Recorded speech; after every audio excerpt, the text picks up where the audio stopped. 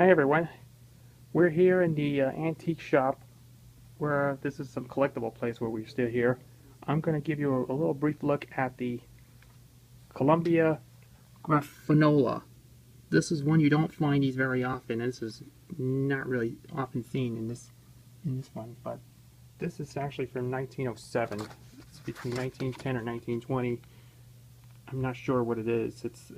It's between later than 1907 or 1911 or 1920 to be exact. This is an earlier model.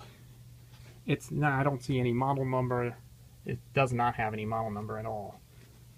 Well, it looks kind of interesting to find, but this is something. It has a little lid where you close the lid.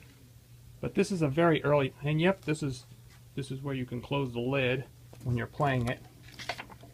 And what you see here, you can see this is the one it says on there. It says Columbia Grafonola. It is made by Columbia. Note the notes. This is a U.S. made, and I know there was a British version or something. I'm not sure. And it's got the little description on there. It says "Do not overwind," hand crank, and all the descriptions are in here.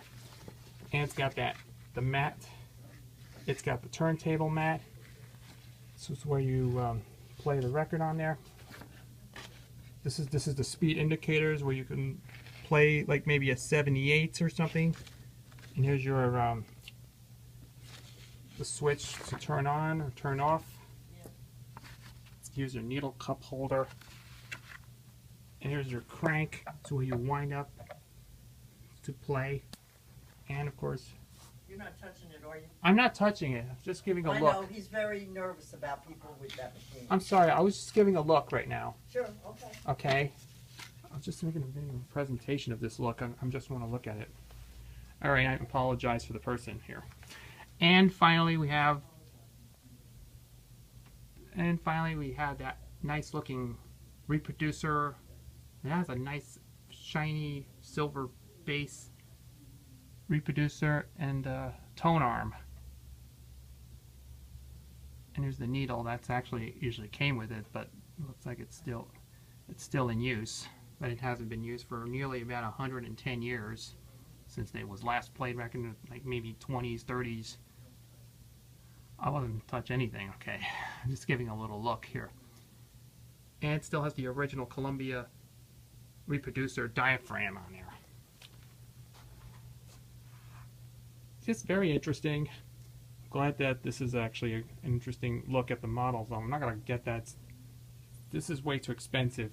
I'm not going to go out and spend money on that. So don't worry. I already have a 1926 Victrola, which it still works, but it's not in very good condition. But the player still works. But just I hope you enjoyed looking at these brief look at that. But it can play any record from maybe early Columbias through the Victor talking machine records or whatever, and it could play it right up. Or you can also play any of these later records from the 50s, including the one like the one I remember playing, Frankie Lymon, the Teenagers, Why Do Fools Fall in Love, was on there. Well, I would have played that on this. Well, it would sound better, but it's definitely good. But only one thing I forgot to show you. It has a knob where you can open up.